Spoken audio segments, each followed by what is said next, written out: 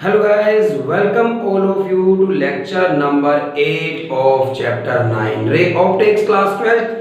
और आज के लेक्चर में पावर ऑफ लेंसेज के बारे में जानेंगे। आपने लेंस फॉर्मूला पिछले लेक्चर में समझ लिया है, मैग्नीफिकेशन को समझ लिया है और किस तरह के क्वेश्चंस वर्चुअल ऑब्जेक्ट से रिलेटेड किए जा सकते हैं। असाइनमेंट में भी कुछ भेजे गए हैं आपके लिए, तो आप अपने व्हाट्सएप ग्रुप में उन क्वेश्चंस को देख कर पाए होंगे। और अब हम जानेंगे आज rare to denser, denser to rare और लेंस मेकर फॉर्मूले की आज बात करेंगे। बहुत इंपॉर्टेंट है, एग्जाम में 5 नंबर में क्वेश्चन कैसे बनता है इसका जानेंगे। और संडे टेस्ट कल का आपके लिए बिल्कुल रेडी है और आप बहुत बेहतरीन तरीके से उसे तैयार करें। प्रिज्म का टॉपिक और TIR टोटल इंटरनल रिफ्लेक्शन, उसके बाद प्रिज्म और लेंसेज जो आपको पढ़ाए गए हैं इन पर बेस्ड आपका 50 या 70 मार्क्स का बढ़िया एग्जाम है। आज बात करेंगे पावर ऑफ लेंसेज की बात करते हैं, पावर ऑफ लेंसेज की बात करेंगे, फिर इसके कॉम्बिनेशन की बात जानेंगे हम। पावर ऑफ लेंसेज में तो किस तरह की पावर होती है लेंस की, और दो लेंस अगर एक साथ ले लिए जाएं तो उनकी रिजल्टेंट फोकल लेंथ क्या होगी, उनकी रिजल्टेंट पावर क्या होगी, ऐसा सब कुछ जानेंगे। इस बारे में बहुत सारी बातें भी आज। तो पावर ऑफ लेंस की जब बात आई है, अगर बात करी जाए किसकी, कॉन्वेक्स लेंस की, एक कॉन्वेक्स लेंस की बात करी जाए अगर इस तरह से, तो कॉन्वेक्स लेंस की बात करी जाए इस तरह से, भाई पावर क्या था, एक टर्म्स में डिफाइन करना है पावर को कि पावर क्या है। ये वो मैकेनिकल पावर नहीं है जिसे हम वर्क अपॉन टाइम कहते थे, ये ऑप्टिकल पावर है, लेंस की पावर है यहाँ पर। तो ये कॉन्वेक्स लेंस कंसीडर किया गया और ये प्रिंसिपल एक्सिस कंसीडर की जाएगी। ये ऑप्टिकल सेंटर है, ये फोकस है यहाँ पर, और एक 2F होना चाहिए इस तरह से, और इधर भी एक फोकस है और 2F है इस तरह से। और मान लीजिए प्रिंसिपल एक्सिस के पैरेलल एक लाइट आई है, प्रिंसिपल एक्सिस के पैरेलल एक लाइट आई है यहाँ पर। और इसी तरह से अगर कॉनकेव लेंस होता, अगर हमारे पास एक कॉनकेव लेंस होता, थिन कॉनकेव लेंस की हम बात करते हैं, तो थिन कॉनकेव लेंसेज की हम बात कर रहे हैं, तो ये इस तरह से एक कॉनकेव लेंस अगर यहाँ पर होता है इस तरह से, तो ये एक कॉनकेव लेंस अगर यहाँ पर है, मान लीजिए कॉनकेव लेंस की हम बात कर रहे हैं इस तरह से, तो ये कॉनकेव लेंस है यहाँ पर और ये इसकी प्रिंसिपल एक्सिस है। ऑप्टिकल सेंटर होगा, फोकस होगी, इसकी फर्स्ट प्रिंसिपल फोकस इस तरह होती है इस तरह से, और ये इधर 2F है इस तरह से। आप जानते हैं कॉन्वेक्स की फोकस इस तरफ वाली कंसीडर करते हैं हम जब कभी भी न्यूमेरिकल्स की बात आती है, और क्योंकि ये यहाँ पर लाइट को कन्वर्ज कराता है और ये यहाँ से डाइवर्ज कराता है, तो इसकी फोकल लेंथ नेगेटिव होती है और कॉन्वेक्स की कैसी होती है, पॉजिटिव। चाहे मिरर हो चाहे लेंस, कॉन्वेक्स की फोकल लेंथ पॉजिटिव रखी जाती है और कॉनकेव की नेगेटिव रखी जाती है, according to the sign convention कि जिस तरफ आपने ऑब्जेक्ट रखी है उस तरफ के डिस्टेंसेस नेगेटिव हैं, दूसरी साइड के डिस्टेंसेस पॉजिटिव हैं। अब अगर मान लीजिए ये लेंस है और ये पैरेलल लाइट आई है यहाँ पर, और आप बहुत अच्छे से ये बात जानते हैं कि ये पैरेलल आने वाली लाइट कहाँ पर जाएगी, फोकस पर जाएगी। तो जिस पॉइंट पर ये इंसिडेंट हुई थी, यहाँ की हाईएस्ट पॉइंट का जो डिस्टेंस है ऑप्टिकल सेंटर से कुछ h मान लिया जाएगा। तो ये जो पॉइंट जहाँ लाइट इंसिडेंट हुई थी इस तरह से, उसका O पॉइंट से ऑप्टिकल सेंटर से डिस्टेंस कुछ h माना जा सकता है इस तरह से, h हाइट मान ली जाए। तो ये लाइट जो आई थी वो तो कुछ इस डायरेक्शन में जाना चाहती थी, लेकिन फोकस की तरफ बेंड कर दिया गया इसको, तो कुछ एंगल पर इसका डेविएशन हुआ है। कितने एंगल पर डेविएशन हुआ है उसे डेल कहेंगे, और ये एंगल ऑफ डेविएशन है एक तरह से कि जो लाइट इस डायरेक्शन में सीधी जाना चाहती थी, इस लेंस ने उसे कन्वर्ज कर दिया है कुछ डेल एंगल पर इस तरह से। ठीक इसी तरह से अगर कोई रे पैरेलल आई होगी कॉनकेव के केस में, इस पॉइंट पर इंसिडेंट हुई है और ये हाइट O से h मान लेते हैं, तो ये लाइट इस तरह से डाइवर्ज होगी, यहाँ पर प्रोड्यूस करने पे लगेगा कि ये फोकस से आई होगी इस तरह से। तो ये लाइट जो डाइवर्ज हो गई है, एक बार फिर मैं ये कहूंगा कि ये लाइट इस डायरेक्शन में जाना चाहती थी, तो इतने एंगल पर, डेल एंगल पर ये क्या हुई है, डाइवर्ज हो गई है भाई। और जितना ज्यादा ये डाइवर्ज करेगा और जितना ज्यादा ये लेंस कन्वर्ज कर सकता है किसी पैरेलल आने वाली लाइट को, वही इसकी क्या कहलाती है, पावर कहलाती है। तो पावर ऑफ अ लेंस तो सिंपल है, degree of convergence and divergence क्या कहलाती है, पावर कहलाती है। पावर की डेफिनेशन तो बड़ी सिंपल ही होगी, फॉर्मूला डिराइव करेंगे। The power is defined as the power of a lens, power of a lens, power of a lens is defined as, power of a lens is defined as the degree of, power of lens is defined as the degree of convergence, degree of convergence or divergence, convergence or divergence, divergence.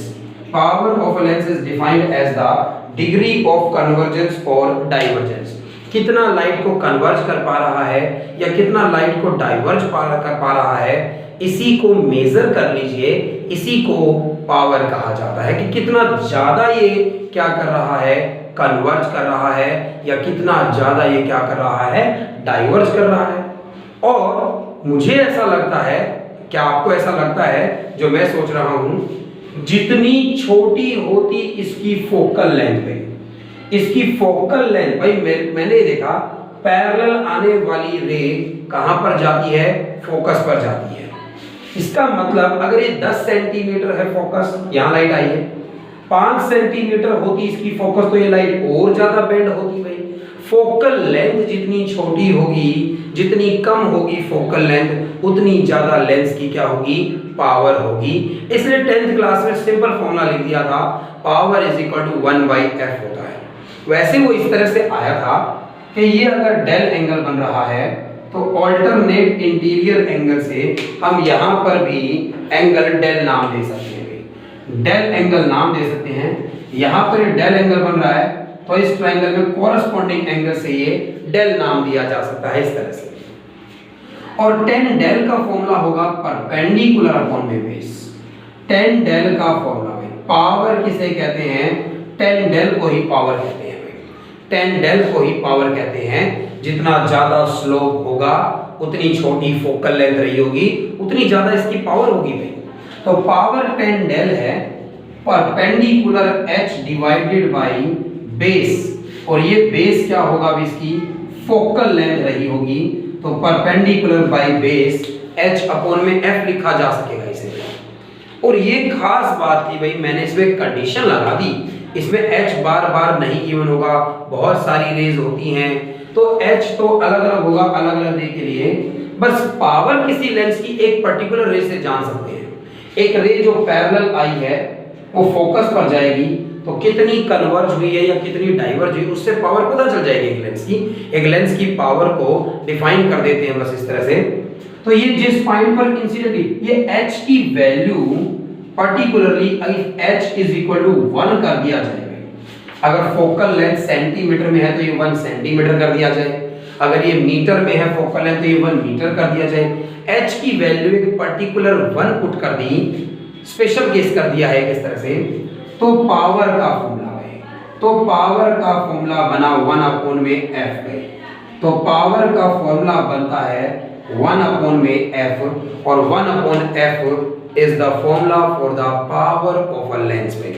Focal length का reciprocal होती है भाई power, और focal length यहां पर ध्यान रखेगा metre में पुट करी जाएगी, तब आपका आंसर जो आएगा SI यूनिट्स में, तब आपका जो आंसर आएगा SI यूनिट्स में, पावर की SI यूनिट डायोप्टर होती है भाई, पावर की SI यूनिट डायोप्टर होती है। फोकल लेंथ क्योंकि कॉन्वेक्स की पॉजिटिव होती है, तो भाई साइन कन्वेंशन के साथ यहां पुट करूंगा फोकल लेंथ इस कॉन्वेक्स की में, फोकल लेंथ कन्वर्जिंग लेंस की पॉजिटिव होती है, कन्वर्जिंग लेंस की फोकल लेंथ पॉजिटिव होती है और इसीलिए कन्वर्जिंग लेंस की फोकल लेंथ पॉजिटिव होती है, इसलिए कन्वर्जिंग लेंस की पावर भी कैसी होती है, पॉजिटिव होती है इस तरह से। क्योंकि डाइवर्जिंग लेंस की बात करी जाए तो क्योंकि डाइवर्जिंग लेंस की फोकल लेंथ कैसी होती है, नेगेटिव होती है, और नेगेटिव होती है इसीलिए इसकी पावर भी कैसी आएगी, नेगेटिव आएगी सोल्व कर, क्योंकि फोकल लेंथ की वैल्यू नेगेटिव पुट करूंगा तो पावर भी नेगेटिव आएगी सोल्व कर इस डाइवर्जिंग लेंस के लिए भाई। तो डाइवर्जिंग लेंस के लिए नेगेटिव आएगी ये फोकल लेंथ इस तरह से, और डायोप्टर इसकी यूनिट है। और क्योंकि भाई हमारी जो ये एज है, मेरी और आपकी जो एज है, यानी स्टूडेंट वाली जो एज है आपकी, या थोड़ी सी 40-45 की किसी की एज है, तो उसको दूर का देखने में प्रॉब्लम हो सकती है, और इसके लिए एक कॉनकेव लेंस वाला स्पेक्स लगाया गया है। ये कॉनकेव लेंस है इसके अंदर। ये मेरा खराब हो रखा है, इस पे ध्यान ना दे भाई, मेरी बेटी तोड़ देती है इसको बार बार, तो ये बार बार मैं ठीक करता हूँ, ये फिर उसको ऐसे पूरा खोल देती है इस तरह से, तो इसलिए ये ऐसा हो गया है। तो ये डायोप्टर जो है यूनिट होती है, और ये कॉनकेव लेंस हमारे स्पेक्स में यूज किया गया है जब हमें दूर का दिखाई नहीं दे रहा है, दूर का क्लियर नहीं दिखाई दे रहा, पास का क्लियर दिखाई देता है, इन्फिनिटी वाली चीजें साफ नहीं दिखाई दे रही हैं, 25 सेंटीमीटर वाली चीजें साफ दिखाई दे रही हैं। मायोपिया ये आई का डिफेक्ट है, बट अब हम सिलेबस में ये नहीं पढ़ते हैं, 10th क्लास तक ही पढ़ते हैं। पास का जब दिखाई नहीं देता है, दूर का दिखाई देता है, तो कॉन्वेक्स लेंस का यूज किया जाता है। तो इसीलिए हम सबके चश्मे का नंबर नेगेटिव है भाई।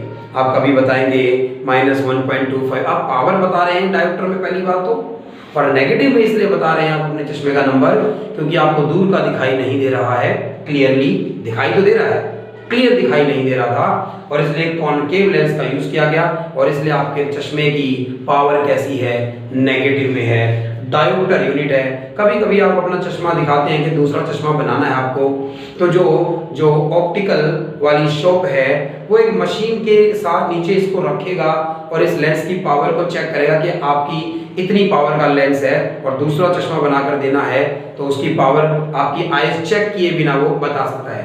तो डायोप्ट्री मीटर में, डायोप्ट्री मीटर वो डिवाइस था जिससे मेजर किया इस पावर की, इस लेंस की पावर को, तो डायोप्ट्री मीटर में, तो डायोप्ट्री मीटर जो था वो डिवाइस था जिससे इस लेंस की पावर को उसने मेजर कर लिया और आपको बता पाया।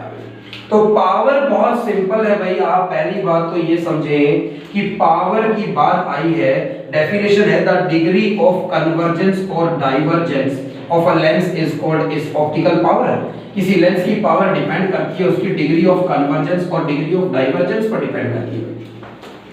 और अगर ऐसा होता है मान लीजिए, तो फोकल लेंथ अगर f है तो पावर का फॉर्मूला बना है, पावर का फॉर्मूला हमारा आया है, मैंने अभी लिखा था 1/f। ये ना भूलें कि डायोप्टर में आपको आंसर चाहिए तो फोकल लेंथ आपको मीटर में पुट करनी है, तब आपका आंसर डायोप्टर में आएगा। और अगर मान लीजिए भाई सेंटीमीटर में फोकल लेंथ गिवन है, तो आप 100 से डिवाइड करोगे, फोकल लेंथ को मीटर में चेंज हो जाएगी। वैसे तो यही आसान तरीका है, और सीधी सी बात है कि अगर सेंटीमीटर में फोकल लेंथ गिवन है तो 100 से डिवाइड करोगे 100 ऊपर आ जाएगा। 100/f फॉर्मूला यूज किया जा सकता है जब पावर आपको फाइंड आउट करनी है और फोकल लेंथ सेंटीमीटर में आपको गिवन है, तो ये फॉर्मूला भी आप यूज कर सकते हैं। बात वही है, फोकल लेंथ को 100 से डिवाइड करूं तो सेंटीमीटर से मीटर में आएगी, तो इस फॉर्मूले में फोकल लेंथ मीटर में ही पुट करी जाएगी, तभी तो आपका आंसर किस में आएगा, डायोप्टर में। कोई खास मुश्किल न्यूमेरिकल इस पर नहीं हो सकते, डायरेक्ट फॉर्मूले पर फोकल लेंथ गिवन है और आप पावर उसकी फाइंड आउट कर देंगे।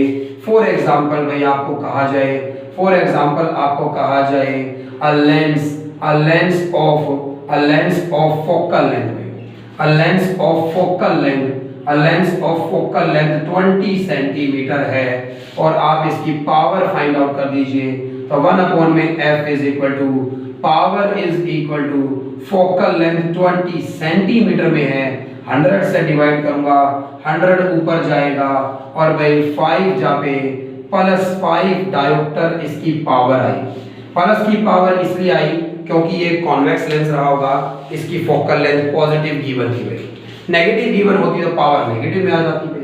और अगर मान लीजिए पावर गिवन है कि if power is equal to -4 dioptre power है और फोकल लेंथ फाइंड आउट करने के लिए कहे आपको पावर का फॉर्मूला 1/f होता है, तो फोकल लेंथ का फॉर्मूला 1/p लिखा जा सकता था। पावर 4 डायोप्टर है माइनस में, तो भाई माइनस का 0.25 मीटर में क्या आ गई है, फोकल लेंथ आई है। 100 से मल्टीप्लाई करूं तो 25 सेंटीमीटर फोकल लेंथ रही होगी, क्योंकि पावर नेगेटिव थी तो फोकल लेंथ भी नेगेटिव है। ये डाइवर्जिंग लेंस रहा होगा, ये कॉनकेव लेंस रहा होगा। तो इस तरह से पावर के फॉर्मूले का यूज आप कर पाएंगे, कोई ज्यादा मुश्किल चीज नहीं लगेगी। बात ये है कि अगर लेंसेज का क्या बनाया जाए, एक कॉम्बिनेशन बनाया जाए।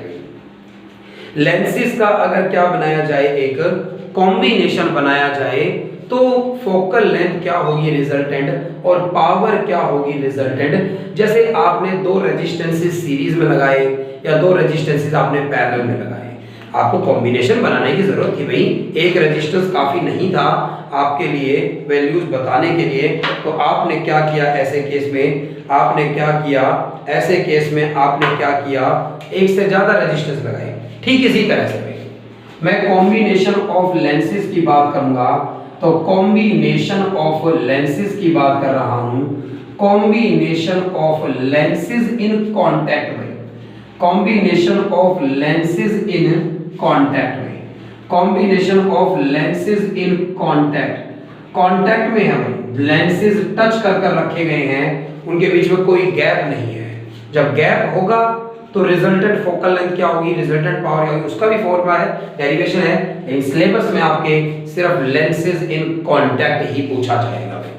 कॉम्बिनेशन ऑफ लेंसेज मतलब कैसा भाई, ये एक लेंस ऐसा मैंने कंसीडर किया, लेकिन ये काफी नहीं है भाई। मैं लाइट को जहां कन्वर्ज कर रहा है, मुझे वहां से थोड़ी और ज्यादा कन्वर्ज करनी, मतलब इसकी पावर कम है, तो आप ऐसे 2 कॉन्वेक्स लेंस यूज कर सकते हैं भाई।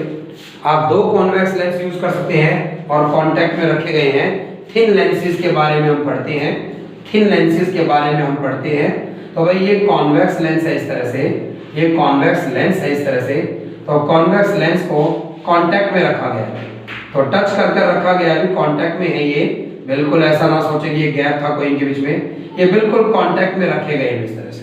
तो 2 लेंसेज अगर कांटेक्ट में रखे गए हैं, टच कर रहे हैं एक दूसरे को इस तरह से, तो टच कर रहे हैं बिल्कुल एक दूसरे को इस तरह से, तो ये 2 लेंसेज कांटेक्ट में है, टच कर रहे हैं। यहाँ पर एक की फोकल लेंथ f1 है, एक की फोकल लेंथ f2 है, एक की पावर p1 है, एक की पावर p2 है, एक की मैग्नीफिकेशन m1 है और दूसरे की मैग्नीफिकेशन क्या है, m2 है। पावर का मतलब था कितना कन्वर्ज या डाइवर्ज कर रहा है, फोकल लेंथ होती है आपको पता है। मैग्नीफिकेशन कितनी बड़ी इमेज बना रहा है या छोटी इमेज बना रहा है, ये चीजें भाई कॉम्बिनेशन हो गया इस तरह से। जरूरी नहीं कि 2 कॉन्वेक्स ही होते भाई, एक कॉन्वेक्स लेंस हो सकता है, लेकिन ये जितनी कन्वर्ज कर रहा है मुझे उतनी कन्वर्ज नहीं करानी भाई, तो हो सकता है इसके साथ कॉम्बिनेशन में एक डाइवर्जिंग लेंस रख दिया जाए इस तरह से। एक की फोकल लेंथ पॉजिटिव हो सकती है f1, एक की नेगेटिव हो सकती है, एक की पावर p1 है, एक की पावर p2 है, इन दोनों का एक कॉम्बिनेशन बन गया इस तरह से। तो कोई भी 2 lenses, 3 lenses, 4 lenses, 5 n number of lenses लेकर कॉम्बिनेशन बनाया जा सकता है। तो लेकिन इस कॉम्बिनेशन में दोनों की मिलकर फोकल लेंथ कितनी होगी, दोनों की मिलकर पावर कितनी होगी, ये है मेरे लिए इंपॉर्टेंट बात है। अगर ये इंपॉर्टेंट बात है तो हमने कंसीडर किया कि आप ये समझने के लिए कि कहां पर कितनी फोकल लेंथ होगी, दोनों की मिलकर एक डेरिवेशन करना होगा। इसके लिए मैंने 2 लेंस कंसीडर किए, तो इसके लिए 2 लेंसेज कंसीडर किए जाएं। तो ये पहला लेंस भाई कॉन्वेक्स लेंस मैंने कंसीडर किया इस तरह से। तो ये पहला लेंस है कॉन्वेक्स लेंस इस तरह से। थिन लेंसेज की हम बात करेंगे तो ये एक कॉन्वेक्स लेंस है इस तरह से। ये पहला कॉन्वेक्स लेंस है, आप कंसीडर करिए इस तरह से। और इसी कॉन्वेक्स लेंस के साथ में एक और लेंस बिल्कुल कांटेक्ट में रख दिया गया है। आप ये गैप कंसीडर ना करें, बनाते वक्त ऐसा हो जाता है, लेकिन ये लेंसेज बिल्कुल कांटेक्ट में रखे गए हैं भाई, टच कर रहे हैं एक दूसरे को। तो ये दो लेंसेज कांटेक्ट में रख दिए गए हैं, इनके बीच में कोई गैप नहीं है। पहला लेंस इसकी फोकल लेंथ f1 है, दूसरा लेंस इसकी फोकल लेंथ f2 है इस तरह से। तो दो लेंसेज हैं ये इस तरह से, इनकी फोकल लेंथ कंसीडर की गई है। और ये प्रिंसिपल एक्सिस है भाई इस तरह से। ये इसका ऑप्टिकल सेंटर है C1, ये दूसरे का ऑप्टिकल सेंटर है C2। एक ऑब्जेक्ट यहां पर रखी गई है O ऑब्जेक्ट में इस तरह से। ऑब्जेक्ट से एक रे पहले लेंस पर आई, ऑब्जेक्ट का जो डिस्टेंस है इस पहले वाले लेंस से वो u है, और यही लेंस इस दूसरे से, यही डिस्टेंस दूसरे से माना जा सकता है, यही इनके मिडल से माना जा सकता है, क्योंकि लेंसेज बहुत थिन है, बहुत ही थिन लेंस है ये, कोई बहुत ज्यादा विड्थ इनकी नहीं है भाई। तो ये ऑब्जेक्ट से एक लाइट आई है, और ये जो लाइट आई है ये पहले लेंस पर जाकर इंसिडेंट हुई। हमें पता है कॉन्वेक्स कन्वर्जिंग लेंस है, इसने लाइट को थोड़ा कन्वर्ज किया होगा इस तरह से।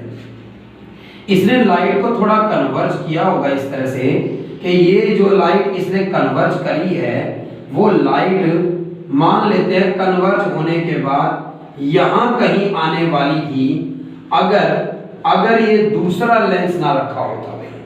तो पहले ध्यान से समझिए इस बात को कि यहां पर ये ऑब्जेक्ट जो है O से एक लाइट आई है और पहले लेंस पर आई है। पहले लेंस ने इस लाइट को कुछ कन्वर्ज कर दिया है मान लो, और कन्वर्ज करने के बाद मान लो ये यहाँ कहीं लाइट आना चाहती थी और यहाँ पर आकर एक इमेज बनाना चाहती थी इस तरह से भी, इस ऑब्जेक्ट की इमेज यहाँ बनना चाहती थी पहले वाले लेंस के लिए। पहले वाले लेंस के लिए ये डिस्टेंस v हो गया, मतलब इमेज का डिस्टेंस हो गया।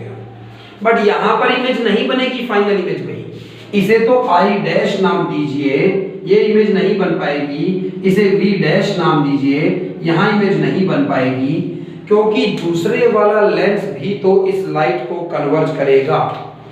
इस ऑब्जेक्ट से आने वाली लाइट पहले लेंस पर आई, पहले लेंस ने इस लाइट को कुछ कन्वर्ज किया, और हो सकता है यहाँ आकर इमेज बनाना चाहता था भाई। तो इमेज का डिस्टेंस फर्स्ट लेंस के लिए V डैश, ऑब्जेक्ट का डिस्टेंस पहले वाले के लिए U है, मगर ये जो दूसरा लेंस है ये भी तो इस लाइट को कन्वर्ज करेगा, यहाँ इमेज थोड़ी बन पाएगी इस तरह से। इस दूसरे लेंस ने इस लाइट को और कन्वर्ज कराया होगा, और कन्वर्ज होने के बाद में, और ज्यादा कन्वर्ज होने के बाद यहाँ पर ये लाइट पहुंची गई, और ज्यादा कन्वर्ज होने के बाद यहाँ पर ये लाइट पहुंची, और यहाँ पर आकर फाइनल इमेज बनी है। यहाँ पर आकर फाइनल इमेज बनी है, और इसका डिस्टेंस इस दूसरे वाले लेंस से v मान लिया मैंने इस तरह से। और भाई आप लेंस के न्यूमेरिकल पढ़कर आए हैं, मैंने इसीलिए आपको पहले लेंस कराए हैं और न्यूमेरिकल कराए हैं। रेयर टू डेंसर और डेंसर टू रेयर के जो डेरिवेशंस हैं वो हम इसके बाद पढ़ेंगे, इसीलिए क्योंकि अब आप वर्चुअल ऑब्जेक्ट का कॉन्सेप्ट समझ गए हैं। तो भाई बाहर संगीत प्रेमी आ गए हैं जो गा बजा कर कुछ मांगते हैं आपसे, तो इस शोर से आपको कोई डिस्टर्बेंस ना हो, इस बात की पूरी उम्मीद है मुझे। और इस वीडियो को खूब लाइक करिएगा, सब्सक्राइब करिएगा चैनल को आप, ताकि आप इसी तरह से पढ़ते रहें। तो इस ऑब्जेक्ट से लाइट आई पहले लेंस पर ये लाइट आने के बाद कुछ कन्वर्ज हुई होगी, और मान लिया मैंने लेट कर लिया कि ये यहाँ पर इमेज आकर बना रहा है। जरूरी नहीं है इतनी कन्वर्ज हुई हो कि यही इमेज बने, हो सकता है ये थोड़ी सी कम कन्वर्ज होती और ये ऊपर कहीं जा रही होती, यहाँ इंटरसेक्ट ना करती, फिर उस केस में एक वर्चुअल इमेज बन जाती इसकी इसी साइड। वो तो बहुत सारे केसेस पॉसिबल है, लेकिन फिलहाल इस ऑब्जेक्ट से जो लाइट आई है, ये ऑब्जेक्ट से लाइट पहले लेंस पर आने के बाद कुछ कन्वर्ज हुई और यहाँ आकर इमेज बनाना चाहती थी, बट यहाँ फाइनल इमेज नहीं बन पाई गई। क्योंकि दूसरे लेंस ने इसे और कन्वर्ज करा दिया होगा और ये फाइनल इमेज तो यहां आकर बनी है। तो ये पहले वाले लेंस ने जो ये इमेज बनाने की कोशिश की थी, ये इस दूसरे वाले लेंस के लिए वर्चुअल ऑब्जेक्ट मानी जा सकती है। आपने ऐसे न्यूमेरिकल करे हैं और इसीलिए ये डेरिवेशन आपके लिए कोई खास मुश्किल नहीं होगा। पर अगर ऐसा है तो आप दोनों लेंसेज के लिए लेंस फॉर्मूला लगाइए। फॉर लेंस L1 पहले लेंस के लिए बाई लेंस फॉर्मूला लगाया जाए 1/v माइनस 1/u और इक्वल्स टू 1/f होता है।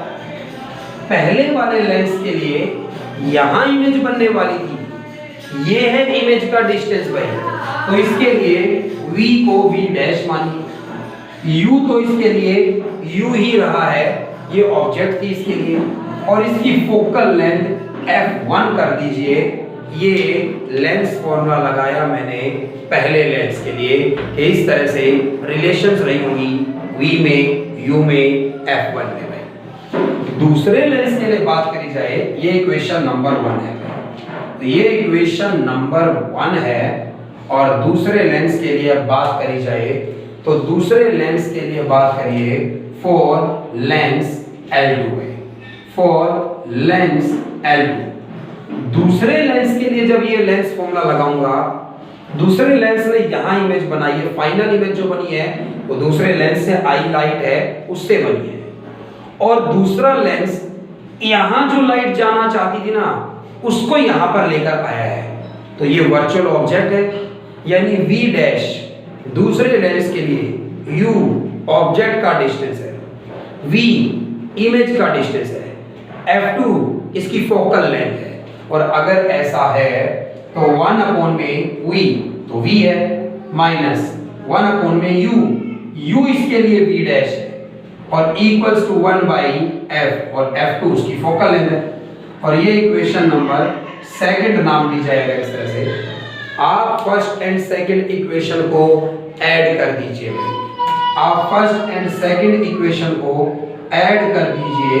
तो एडिंग फर्स्ट एंड सेकंड में जब आप फर्स्ट एंड सेकंड इक्वेशन को ऐड करेंगे, जब आप फर्स्ट और सेकंड इक्वेशन को ऐड करेंगे तो यहाँ 1/v डैश पॉजिटिव है और यहाँ 1/v डैश नेगेटिव है, कैंसिल हो जाएगा, इसका 1/v बचेगा और इसका -1/u बचेगा, और राइट हैंड साइड पर 1/f1 प्लस 1/f2 होगा। भाई v फाइनल इमेज का डिस्टेंस है इन लेंस से, u ऑब्जेक्ट का डिस्टेंस था लेंस से, ये थिन लेंस है तो इनका कॉमन डिस्टेंस है ये, और 1/f1 प्लस 1/f2, तो वही लेंस फॉर्मूले से 1/v माइनस 1/u 1/f लिखी जा सकती है। मतलब इन दोनों लेंसेज की जगह अगर एक लेंस रख दूं जिसकी पावर इन दोनों के इक्विवेलेंट है, और इस ऑब्जेक्ट की जो इमेज है वो अकेला यहां पर बना था जो ये दोनों मिलकर कर पा रहे हैं, तो इसलिए उस लेंस की फोकल लेंथ 1/f होगी और वो इक्वल आई है 1/f1 प्लस 1/f2 के, 1/f1 प्लस 1/f2 के। कॉम्बिनेशन ऑफ लेंस गिवन है। अगर आपको combination of lens in contact given है, कांटेक्ट में रखे गए हैं लेंस अगर, तो उनकी रिजल्टेंट फोकल लेंथ क्या होगी 1/f1 प्लस 1/f2। ऐसे जैसे कि रेजिस्टेंसेस को पैरेलल में सोल्व किया जाता था, 1/f1 plus 1/f2 resultant focal length है। भाई ये दो से ज्यादा लेंसेज रखे हुए होते, दो से ज्यादा लेंसेज रखे हुए होते, अगर दो से ज्यादा लेंसेज होते तो क्या होता उसकी भी बात करेंगे। ये दो लेंसेज रखे हुए हैं, इनकी focal length 1/f resultant focal length equivalent focal length के इन दोनों को हटाकर एक लेंस रखना चाहता हूं यहां पर मैं, और वो भी इस ऑब्जेक्ट की इमेज यही बनाएगा, यानी जितनी पावर इन दोनों की है उनकी इसके इक्विवेलेंट रखना है मुझे। तो उसकी फोकल लेंथ कितनी होनी चाहिए, 1/f1 प्लस 1/f2 से सोल्व करेंगे, रेसिप्रोकल करेंगे, तब रिजल्टेंट फोकल लेंथ आई। अगर इसकी भाई 1/f1 तो पहले लेंस की पावर है, 1/f2 तो दूसरे लेंस की पावर है, और दोनों की मिलकर पावर जो बनती है वो कितनी होती है भाई, P1 प्लस में P2 होती है भाई। तो अगर दो लेंसेज आपको कांटेक्ट में दिए गए हैं, उनकी resultant power P1 plus P2 होगी। मैंने इसी फॉर्मूले से लिखा भाई, क्योंकि 1 में f क्या लिखी जा सकती है, इक्विवेलेंट लेंस की पावर। 1/f1 क्या है, पहले लेंस की पावर, 1/f2 क्या है एक्चुअल में, दूसरे लेंस की पावर है। और अगर इसकी मैग्नीफिकेशन m1 है, इसकी मैग्नीफिकेशन m2 है, तो ये दोनों मिलकर जो फाइनल इमेज बनाएंगे वो छोटी बनेगी ऑब्जेक्ट से, इक्वल बनेगी या बड़ी बनेगी। ये मैग्नीफिकेशन m1 मल्टीप्लाई में m2 है। हो सकता है इस ऑब्जेक्ट की जो इमेज पहला लेंस ने बनाई है वो डबल हाइट की बना दी है, और फिर उसको 3 गुना कर दिया है दूसरे ने, तो टोटल मिलाकर 6 टाइम बन जाएगी भाई, 2 3 जा 6 हो जाएगा। तो मैग्नीफिकेशन मल्टीप्लाई होती है भाई, पावर ऐड होती है, दोनों अलग अलग बातें हैं। पावर का मतलब था कि दोनों मिलकर जो इमेज बना रहे हैं उसी जगह पर इमेज बना दे कौन, ये अकेला एक लेंस, उसकी फोकल लेंथ इक्विवेलेंट क्या होगी। और मैग्नीफिकेशन का मतलब है दोनों मिलकर जितनी बड़ी बना रहे हैं उतनी ही बड़ी अकेला एक लेंस बना सके, तो उसकी मैग्नीफिकेशन कितनी होगी, मैग्नीफिकेशन मल्टीप्लाई हुई। तो ये दो लेंसेज के लिए डेरिवेशन कर कर हमने उनकी इक्विवेलेंट फोकल लेंथ, उनकी इक्विवेलेंट पावर और उनकी इक्विवेलेंट मैग्नीफिकेशन की बात कर ली है।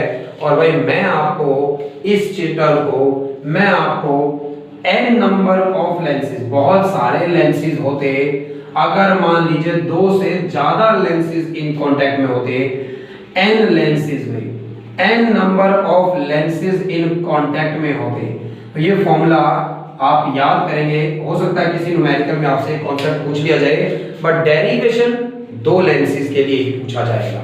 तो n नंबर ऑफ लेंसेज के लिए हो सकता है इक्विवेलेंट फोकल लेंथ पूछ ली जाए, तो भाई 1/f1 प्लस 1/f2 प्लस चलते जाइए भाई n नंबर ऑफ लेंसेज है, n नंबर ऑफ लेंसेज है, तो उनकी पावर, उनकी फोकल लेंथ कैसे आएगी, सभी का रेसिप्रोकल कर कर सम करिए। इन सब की मिलकर पावर कितनी आएगी, इन सब की मिलकर पावर क्या होगी, तो भाई इन सब की मिलकर पावर बराबर है पहले की पावर दूसरे की power up to n number of lenses थे, सभी की पावर ऐड कर दीजिए। साइन कन्वेंशन ना भूलें भाई, फोकल लेंथ जिसकी पॉजिटिव होगी पॉजिटिव यानी कॉन्वेक्स कन्वर्जिंग, नेगेटिव है तो नेगेटिव पुट करेंगे, यानी डाइवर्जिंग है, कन्वर्जिंग है तो सॉरी डाइवर्जिंग है तो कॉन्केव है तो फोकल लेंथ नेगेटिव होगी, पावर नेगेटिव होगी, जिसकी प्लस में उसकी प्लस में, जिसकी नेगेटिव है उसकी नेगेटिव पुट करेंगे। और रही बात मैग्नीफिकेशन की, तो मैग्नीफिकेशन की अगर बात करी जाए तो n नंबर ऑफ लेंसेज की मैग्नीफिकेशन मल्टीप्लाई हो जाती है, पहला लेंस दूसरा लेंस तीसरा लेंस और multiply n number of lenses हैं, तो सबकी पावर को मिलकर क्या कर दीजिए, मल्टीप्लाई कर दीजिए, सबकी पावर को मिलकर क्या कर दीजिए, मल्टीप्लाई कर दीजिए। इस तरह से तो आप सभी को पावर का कॉन्सेप्ट, कॉम्बिनेशन ऑफ लेंसेज का कॉन्सेप्ट क्लियर रहे। लेंसेज इन कॉन्टैक्ट्स की ही पावर पूछी जाएगी, फोकल लेंथ पूछी जाएगी, मैग्नीफिकेशन पूछी जा सकती है। मैग्नीफिकेशन तो चाहे इनके बीच में डिस्टेंस भी होता तो भी यही होती, m1 इनटू मैग्नीफिकेशन मल्टीप्लाई ही होती है भाई हमेशा। अगर दो लेंसेज के बीच में कुछ गैप होता भाई, कुछ डिस्टेंस पे रखे जाते दोनों, तो उनकी resultant focal length, resultant power क्या होगी, फॉर्मूला इसका भी ड्राइव किया जा सकता है, लास्ट में ड्राइव करेंगे। अभी सीबीएसई में आपसे नहीं पूछा जाएगा वो, इसलिए फिलहाल सिलेबस वाली चीजें करेंगे। मैं इस चैप्टर के लास्ट में आपको डेरिवेशन कराऊंगा जरूर। तो भाई यहां से पावर ऑफ लेंसेज पढ़ने के बाद मैं आपको बड़ा इंपॉर्टेंट एक डेरिवेशन बताना चाहता हूं कि एक्चुअल में ये लेंस फॉर्मूला कहां से बना भाई। ये लेंस फॉर्मूला बना कैसे, हमने वो सिमिलर ट्रायंगल से प्रीवियस लेक्चर में डेरिवेशन किया था, लेकिन एक्चुअल में रिफ्रैक्शन हो रहा है। लेंस तब बने हैं जब दो सरफेसेस की बात हो रही है। लाइट रेयर मीडियम से चली, लेंस में एंटर करी, डेंसर में, फिर दोबारा रेयर में आ गई, तो ये कंप्लीट रिफ्रैक्शन हुआ है। तो कोई कन्वर्जिंग हो सकता है या डाइवर्जिंग लेंस हो सकता है, इस तरह से कन्वर्ज कर सकता है या डाइवर्ज कर सकता है। लेकिन सिर्फ एक रेयर मीडियम से डेंसर मीडियम में लाइट गई है, सिर्फ उस रिफ्रैक्शन की बात करते हैं। एक बार जो रिफ्रैक्शन हुआ है भाई, लेंस में तो दो बार हुआ है।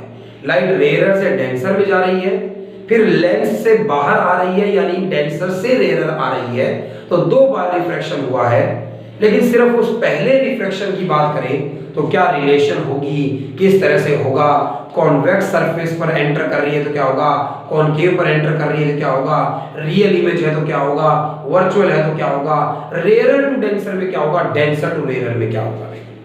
भाई इतने सारी रिलेशंस लेकिन नहीं करने की जरूरत है भाई आपको। पहली बात तो मैं आपको ये बता दूं कि जो फॉर्मूला मैं डिराइव करना चाहता हूं उसमें क्या इंपॉर्टेंट बात है कि जब लाइट रेयर से डेंसर की तरफ जाती है तो u में ऑब्जेक्ट डिस्टेंस में, v में इमेज डिस्टेंस में, रिफ्रैक्टिव इंडेक्स में, फोकल लेंथ में, इन सब में रिलेशंस क्या हैं, ऐसे कुछ आगे चलकर हम समझना चाहते हैं। तो ये रिलेशन समझना चाहते हैं तो दो ही फॉर्मूले आएंगे भाई। एक बार लाइट रेयर से डेंसर में जब एंटर करती है उसके लिए एक फॉर्मूला आएगा जो आप यूज करेंगे जब ऑब्जेक्ट रेयर मीडियम में है और लाइट डेंसर मीडियम में जा रही है उससे, यानी इमेज डेंसर में बन सकती है। और उस केस में लाइट रेयर टू डेंसर जा रही है, इमेज रेयर में भी बन सकती है, डेंसर में भी बन सकती है भाई, चांसेस बहुत होते हैं भाई। लेकिन मैं उस केस की बात कर रहा हूं जब लाइट रेयर में रखी हुई, ऑब्जेक्ट रेयर में रखी हुई है और image denser medium, light rare medium में रखी हुई है और लाइट रेयर से डेंसर मीडियम में जाने वाली है। तो एक रिलेशन डिराइव करनी है उसके लिए। एक बार ऑब्जेक्ट को डेंसर मीडियम में रखूंगा, लाइट डेंसर से रेयर में आना चाहेगी और केसेस हर एक में बहुत सारे हैं, रियल इमेज बनना, वर्चुअल बनना, कॉनकेव सरफेस, कॉन्वेक्स सरफेस, लेकिन फॉर्मूले दो के लिए ही आएंगे और दो ही आएंगे भाई। किसी से भी डेरिवेशन करिए दो फॉर्मूले आएंगे। एक फॉर्मूला आएगा जब लाइट रेयर से डेंसर जाती है और एक बार फॉर्मूला आएगा जब लाइट डेंसर से रेयर जाती है। फॉर्मूले दो ही आएंगे भाई। मैं रिफ्रैक्शन पढ़ना चाहता हूँ। रिफ्रैक्शन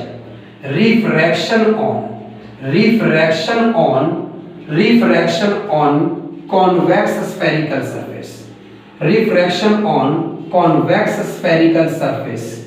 रिफ्रैक्शन कैसे होता होगा कॉन्वेक्स स्फेरिकल सरफेस पर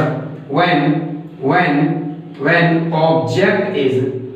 object is in rarer medium भाई, object is in rarer medium और भाई रियल इमेज बनेगी। मैं उस केस से डिराइव कर रहा हूं, किसी भी केस से डिराइव किया जा सकता है भाई, फॉर्मूला सेम ही आएगा अगर लाइट रेयर मीडियम से डेंसर में जा रही है तो फॉर्मूला हर केस में सेम आएगा, चाहे आप कॉनकेव सरफेस लें, चाहे आप कॉन्वेक्स सरफेस लें, चाहे इमेज रियल बने, चाहे इमेज वर्चुअल बने।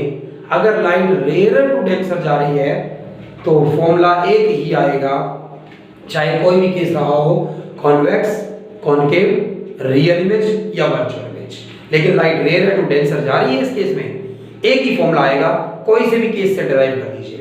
इसलिए पेपर में स्पेसिफाई भी नहीं किया जाता कि आप इस पर्टिकुलर केस से करिए, तो आपको सारे रे डायग्राम से तैयारी करने की भी जरूरत नहीं है। हाँ, नजर सब पे डाल लीजिएगा भाई एक बार।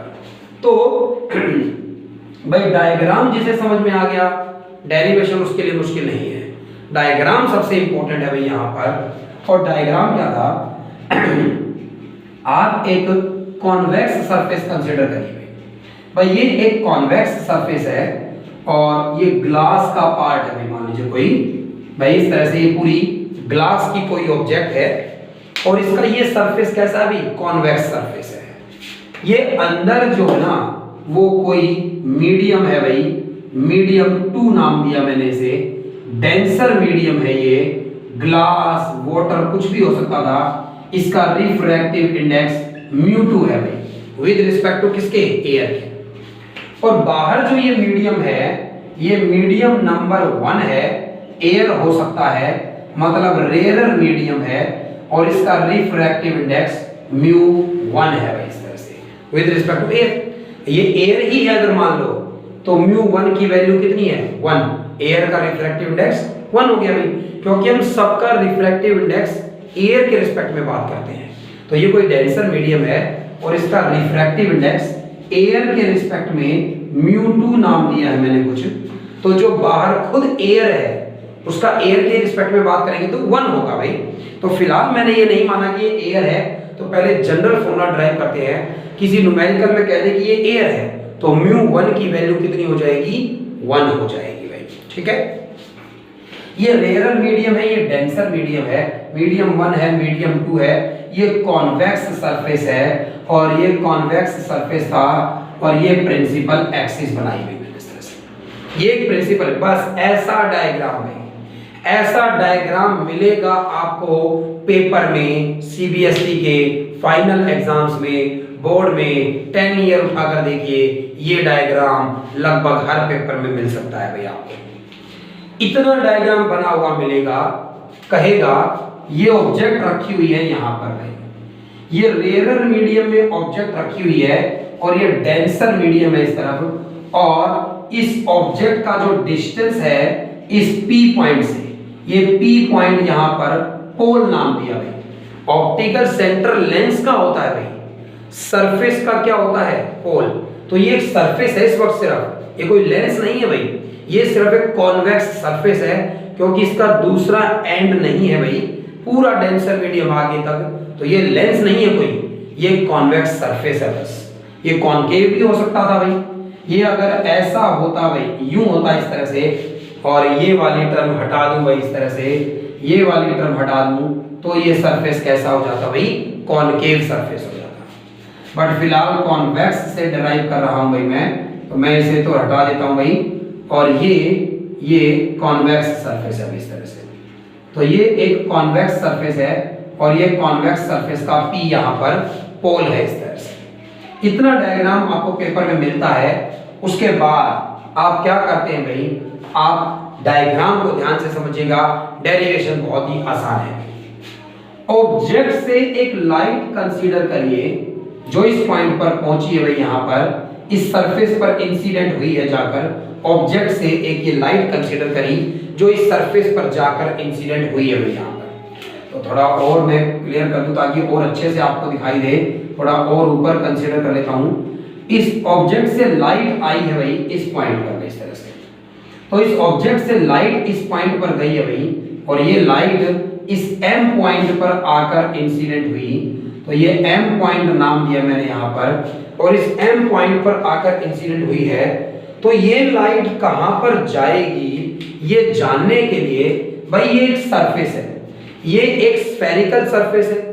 जब ये एक स्फेरिकल सरफेस है तो इस स्फेरिकल सरफेस का एक सेंटर भी रहा होगा भाई इस तरफ कहीं, तो एक सेंटर भी रहा होगा इस तरफ कहीं, सेंटर ऑफ कर्वेचर जिसे कहेंगे। और सेंटर ऑफ कर्वेचर से अगर ये सीधी लाइन ज्वाइन करूंगी, सेंटर ऑफ कर्वेचर से अगर इस तरह की एक सीधी लाइन ड्राइव करूं, तो ये सरफेस पे नॉर्मल होगी भाई।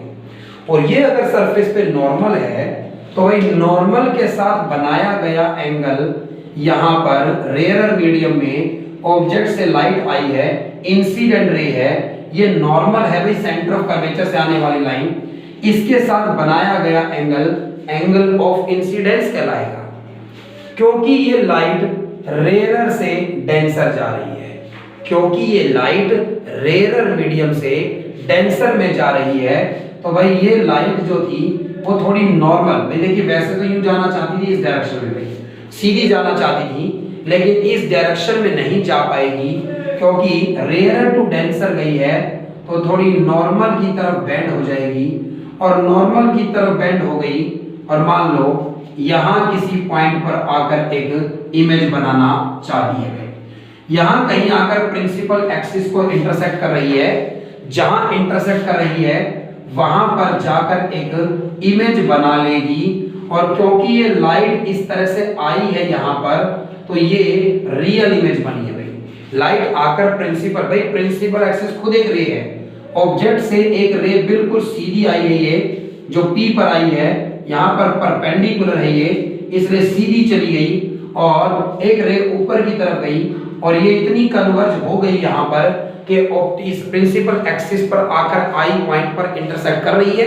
और वहां पर आकर एक रियल इमेज बन रही है इस केस में। तो यहाँ पर एक रियल इमेज बन रही है इस केस में। अगर ये इतनी कन्वर्ज नहीं होती यहाँ पर कि यहाँ इंटरसेक्ट करें तो प्रोड्यूस करनी पड़ती, फिर यहीं पर आकर एक इमेज बन जाती, वो वर्चुअल इमेज का केस हो जाता भाई। लेकिन कोई दिक्कत नहीं है भाई, फॉर्मूला दोनों बार सेम आएगा। ये कॉन्वेक्स सरफेस से डिराइव करूं या ये कॉनकेव सरफेस से डिराइव करूं या यहाँ पर रियल इमेज बनी है या ये वर्चुअल इमेज बन जाती, चारों केसेस में फॉर्मूला सेम आएगा, क्योंकि लाइट रेयर मीडियम से कहां पर जाने की कोशिश कर रही है, डेंसर में जाने की कोशिश कर रही है। इसके लिए एक फॉर्मूला आएगा, केस कोई भी लेकर डिराइव कर सकते हो। ऐसी डेंसर से जब लाइट रेयर आएगी तो एक फॉर्मूला डिराइव होगा, केस कोई भी कंसीडर कर लीजिए भैया। तो दो फॉर्मूले आएंगे, लाइट एक बार रेयर टू डेंसर जा रही है और लाइट एक बार डेंसर से रेयर आ रही है। भाई आगे चलते हैं भाई, इस तरह से समझने की कोशिश करिए बातों को। ये एंगल ऑफ इंसिडेंस है, ऑब्जेक्ट से जो लाइट आई है उसने यहाँ पर आई, मैंने एक नॉर्मल डाला भी सी पॉइंट से, और भाई नॉर्मल के साथ बनाया गया एंगल ऑफ इंसिडेंस कहलाया यहाँ पर। और ये लाइट थोड़ी रिफ्लेक्ट हो गई, नॉर्मल के साथ ये जो एंगल बनाया होगा, तो नॉर्मल के साथ बनाया गया एंगल ऑफ रिफ्रैक्शन कहलाएगा, आर नाम दे दीजिए भाई इस तरह से। तो इतना नाम देने के बाद ये ऑब्जेक्ट का डिस्टेंस P पॉइंट से U कहलाएगा, और भाई मैं इधर के डिस्टेंसेस जो होते हैं वो नेगेटिव में रखूंगा भाई U की वैल्यू, यानी जहां इमेज बनी है जाकर वो V डिस्टेंस है और भाई ये डिस्टेंस इधर का पॉजिटिव रखा जाएगा भाई। और ये सेंटर ऑफ कर्वेचर का जो डिस्टेंस है वो R है और ये भी इस तरफ का डिस्टेंस है, पॉजिटिव रखा जाएगा भाई। इसके बाद बड़ी इंपॉर्टेंट बात समझिएगा, इतना रे डायग्राम बनने के बाद ये ऑब्जेक्ट से जो लाइट आई है, ऑब्जेक्ट से जो लाइट आई है, इस ऑब्जेक्ट से आने वाली लाइट ने, ऑब्जेक्ट से आने वाली लाइट ने प्रिंसिपल एक्सिस के साथ अल्फा एंगल बनाया है। प्रिंसिपल एक्सिस के साथ अल्फा एंगल बनाया है इस रे ने, प्रिंसिपल एक्सिस के साथ अल्फा एंगल बनाया है इसने भी। ये इमेज जो जाकर बनी है, ये इमेज जो जाकर बनी है, इस इमेज ने ये बीटा एंगल बनाया है भाई। ये जो इमेज जाकर बन गई है, इस इमेज ने बीटा एंगल बनाया है प्रिंसिपल। ये जो इमेज बनी है, इस रे ने प्रिंसिपल एक्सिस के साथ बीटा एंगल बनाया है।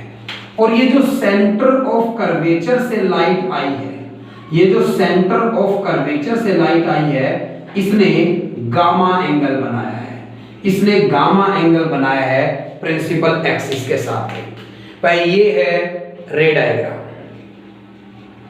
अगर ये रे डायग्राम आपको क्लियर है तो आगे का डेरिवेशन आपको क्लियर रहेगा भाई। ये रे डायग्राम समझ में आया होगा आपको। पहले सबसे पहले ऑब्जेक्ट से एक रे M पॉइंट पर लाइए, उसके बाद नॉर्मल डालिए सेंटर ऑफ कर्वेचर से, एंगल ऑफ इंसिडेंस बना, ये थोड़ी कन्वर्ज हुई, एंगल ऑफ रिफ्रैक्शन बना है यहाँ पर, लाइट प्रिंसिपल एक्सिस पर जाकर इंटरसेक्ट करती है, यहाँ पर एक रियल इमेज बन गई है, ऑब्जेक्ट का डिस्टेंस U है, इमेज का डिस्टेंस V है, C का डिस्टेंस R है, इधर के पॉजिटिव है दोनों, इधर का U नेगेटिव है, और ये ऑब्जेक्ट से लाइट जो आई है वो अल्फा बनाती है, इमेज वाली बीटा बनाती है प्रिंसिपल एक्सिस के साथ, सेंटर ऑफ कर्वेचर वाली क्या बनाती है, गामा एंगल बनाती है भाई। सारे एंगल स्मॉल है भाई, सारे एंगल्स स्मॉल एंगल्स हैं। स्मॉल एंगल्स के लिए डेरिवेशन पढ़ेंगे, यानी साइन आई को I लिख देना, साइन R को R लिख देना, tan I अल्फा को अल्फा लिख देना,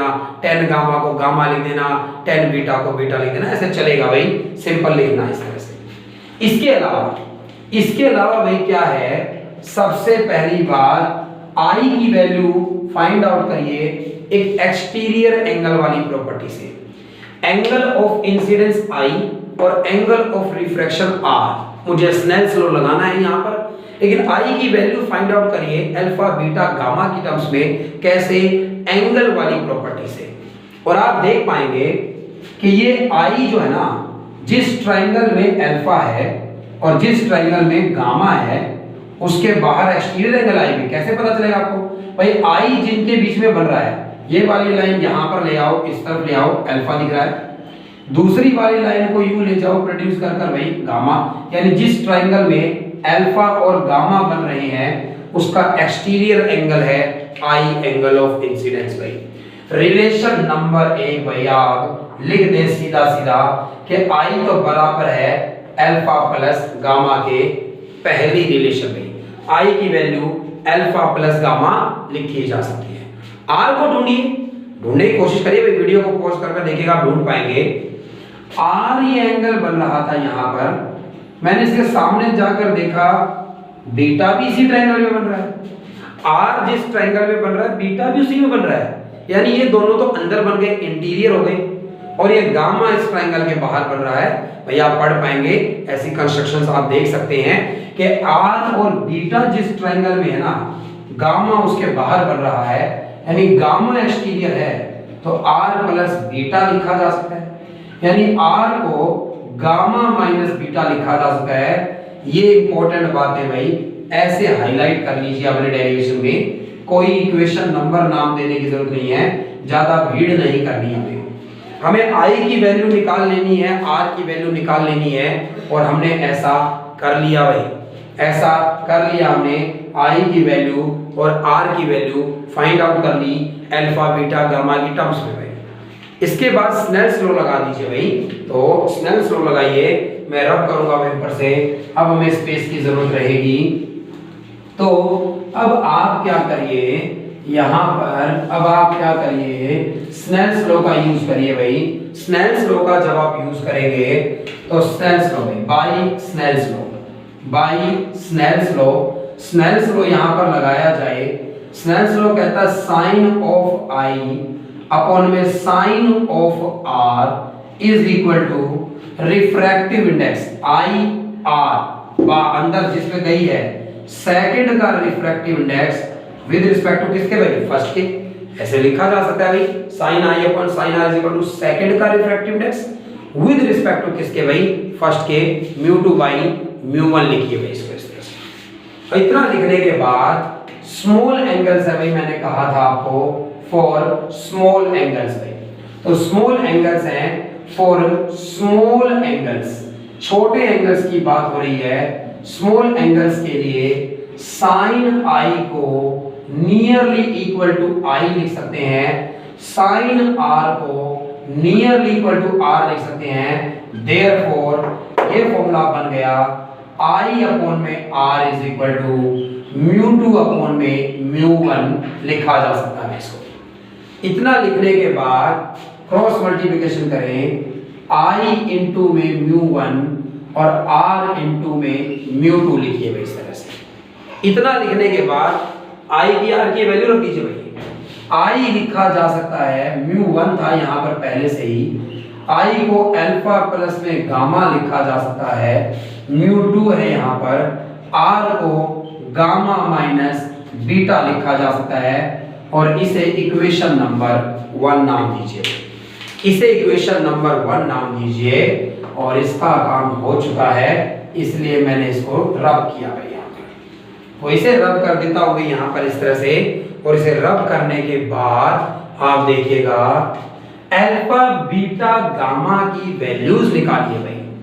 भाई ये अल्फा है, ये बीटा है, ये गामा है, इनकी किस तरह की वैल्यू आ सकती है? ट्रिग्नोमेट्री लगाई जा सकती है। ट्रिग्नोमेट्री लगाने के लिए मैंने क्या किया भाई, यहाँ m से एक परपेंडिकुलर डाला n पर भाई, तो एक राइट एंगल ट्रायंगल बनाने की जरूरत थी भाई। ये m से n पर एक परपेंडिकुलर डाला है सीधा mn। अब भाई अल्फा एक एंगल है, ये o m n right angle triangle में आ रहा है, mn परपेंडिकुलर है, o n क्या है? बेस।